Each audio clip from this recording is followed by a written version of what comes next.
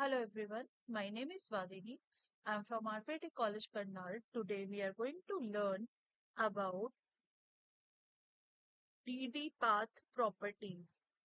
We are continuing with this topic.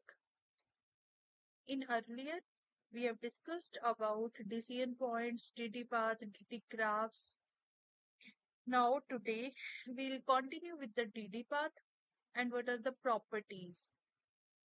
Before properties, let's start with what are the purpose of DD path, which is test coverage, test case design, and complexity analysis.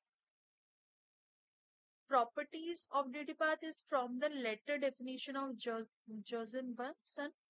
We can conclude the following: every node on a flow graph of a program belongs to one DD path. Then, if the first node of the DD path is traversed, then all the other DD nodes on that path will be traversed. Means if one node will be traversed, all the nodes will be traversed.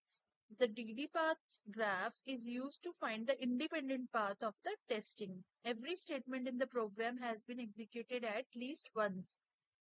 DD path testing. According to the Jorgensen's 2019 textbook, DD-path testing is also known as code-based testing method. DD-path testing is a technique that uses DD paths to systematically test the control flow of a program, which ensures that all the possible execution paths are covered and that the software behaves correctly in various situations.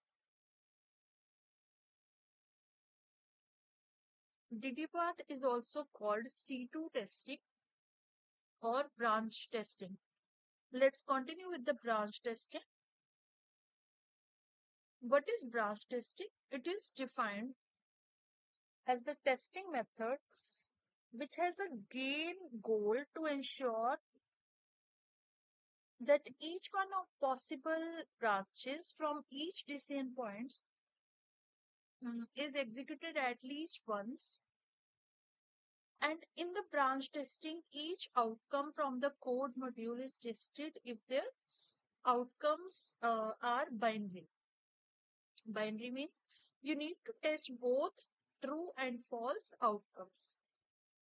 Branch testing can also provide a method to measure the friction of the independent code segments and also helps you to find which of the segments of branches, which of code don't have any branches.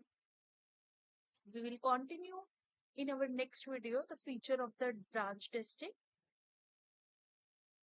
To like and subscribe our channel, like our video. Thank you.